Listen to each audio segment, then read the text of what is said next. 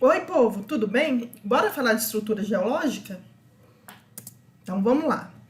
A gente já falou sobre as camadas da Terra, falamos sobre as rochas, e agora a gente vai falar sobre a constituição da crosta terrestre. E aí a gente chama isso de estruturas geológicas. Então nós temos aí os dobramentos modernos, os maciços antigos e as bacias sedimentares. Ah, tá, o mapinha, né, gente? Tem que mostrar. Então, olha só. Aqui nós temos as montanhas rochosas, né? Cordilheira dos Andes, cadeia do Atlas, cordilheiras do Himalaia, né? Essas cadeias montanhosas constituem os dobramentos modernos. O que a gente tem de verdinho são as bacias sedimentares, tá bom? E em amarelinho os maciços antigos. E aí eu vou explicar para vocês cada um desses elementos. Quando a gente fala de dobramento moderno, a gente está falando do quê? A gente está falando da formação de montanhas, né? Então, na verdade, são recentes. Todos esses relevos mais altos que a gente tem foram elaborados recentemente. De repente você fala assim, e o Brasil tem montanha? O que já teve, tá? Ó, há muito tempo atrás, como ali na região da Bacia do Paraná, elas hoje são áreas erodidas, tá bom? Então tem uma série de discussões a respeito de montanhas no Brasil. Quem tiver afim aparece no EO pra gente conversar sobre isso, mas os nossos terrenos são muito antigos. Então não dá para se falar de montanhas nesse processo de formação que a gente está vendo aqui. Então aqui nós temos relevos que são formados através do encontro de placas tectônicas, como vocês estão vendo aqui nesse GIF, né? E aí vão se formar as montanhas. Então a placa mais pesada, que seja pela densidade da rocha ou até mesmo por ser uma placa oceânica, ela tende a descer, né? E aí é aquela questão que a gente chama de subducção. E a placa mais leve, né, tende a erguer. Aqui a gente tem um exemplo básico de uma formação montanhosa, tá bom? A gente chama isso, esse processo, de orogenia. É importante saber que as montanhas estão em isostasia. O que é isso? Em equilíbrio. É só pensar no iceberg que tem a pontinha, mas a gente tem um material bem denso, bastante gelo abaixo ali, né? Do que a gente está vendo. Ou pensar em um barco. Assim também é com as montanhas. E lembrar que é uma compensação. Enquanto o manto está ali trabalhando, né?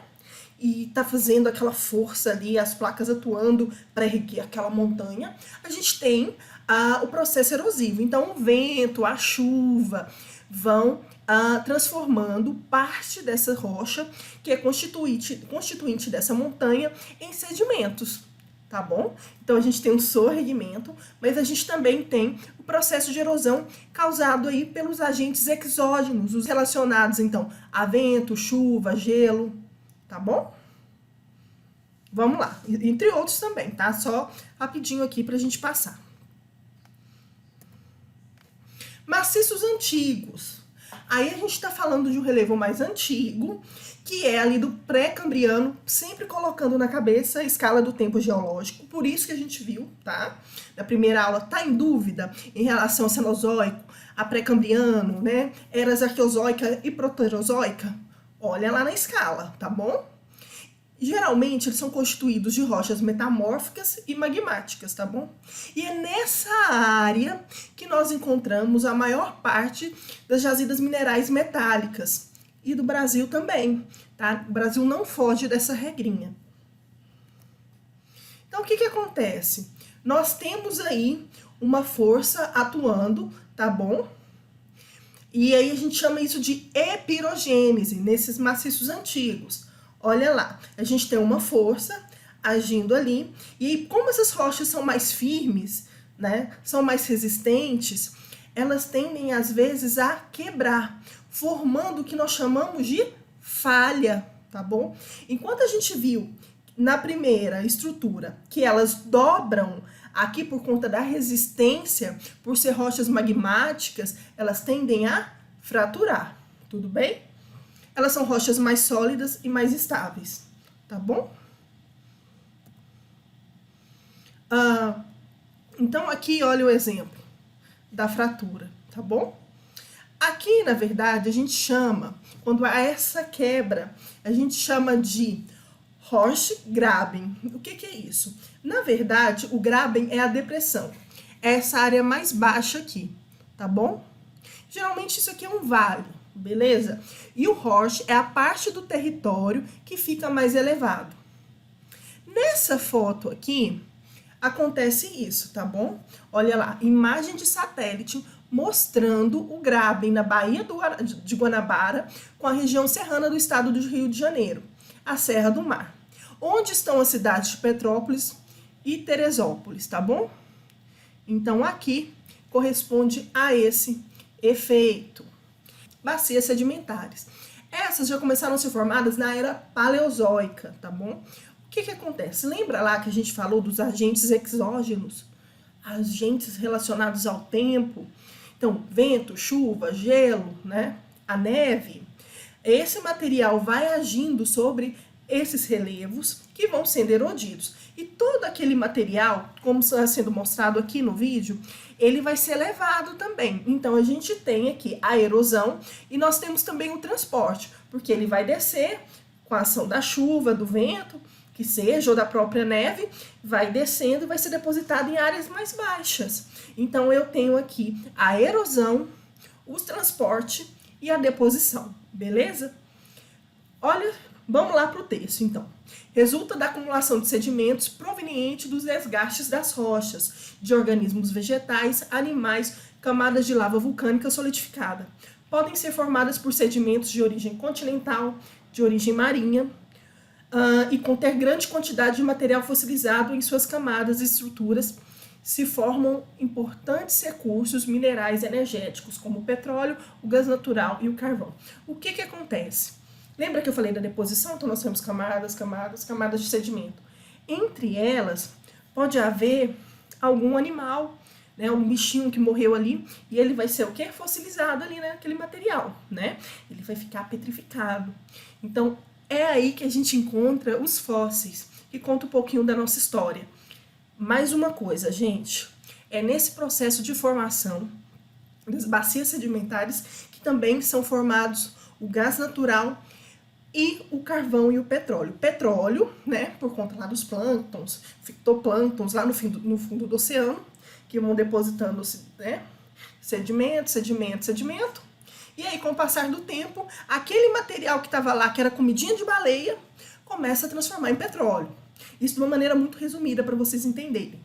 Já em relação ao gás natural e ao carvão, a gente reassocia a vegetação, pântanos, florestas, que foram soterradas ao longo do tempo por esses sedimentos.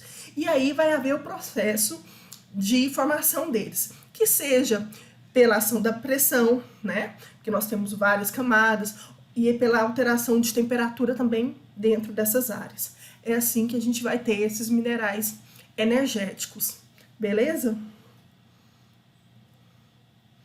Bom, agora a gente vai falar das estruturas geológicas no Brasil. A gente falou no geral e agora a gente joga para o nosso país, tá bom? No Brasil, tem dobramento moderno? Não, porque a gente está falando de um terreno mais antigo. Olha só. Na porção meridional do país, na bacia do Paraná, nessa região que eu já havia falado para vocês, foi uma área de mais instabilidade, tá? Então houve derramamento de vulcão. E aí, quando houve esse derramamento, aquela lava, né?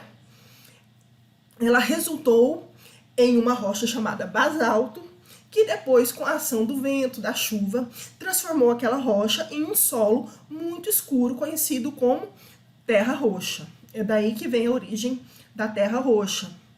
Bom, e aí? Então, hoje não tem vulcão ativo no Brasil, né? A senhora me disse que nós não temos dobramentos modernos, mas que todo esse processo de formação desses dobramentos são muito antigos e tudo já ficou baixinho. Então, a gente também não tem terremoto. Sim, temos terremotos no Brasil. Só que são muito imperceptíveis às vezes, apesar da população também relatar, tá? Então, Minas e um monte de lugar do país já houve registro, tá? Na atualidade que eu falo no nosso tempo, de terremotos, ok? Bom, algumas bacias sedimentares do Brasil, olha só o que eu vou falar, acabaram se formando em áreas rebaixadas, tá bom? Que eram originadas de falhamentos. Lembrar? Puf, quebrou aquela descontinuidade, um pouquinho mais alto, outro mais baixo, e ali ele foi, né, recebendo sedimento das áreas mais altas. Então aqui no mapinha nós temos Bacia Amazônica, Bacia do Maranhão, Bacia do Paraná, que é uma das maiores bacias do mundo, assim como a Bacia Amazônica, tá bom? E aí a gente tem essas áreas de escudo, que são áreas mais antigas, tá? E essas áreas de dobramento aqui.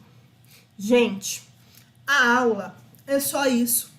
É um conteúdo diferente? Sim, é um conteúdo diferente. Então, conteúdo curtinho, olha a tarefa. Definam no caderno de vocês, para mim, todos esses conceitinhos, tá bom? Para não se perder. Gente, um super abraço. Espero vocês no EL na sexta-feira. Espero vocês no EL na sexta-feira para tirar todas as dúvidas, tá bom? Foco nos estudos, moçada. Tchau!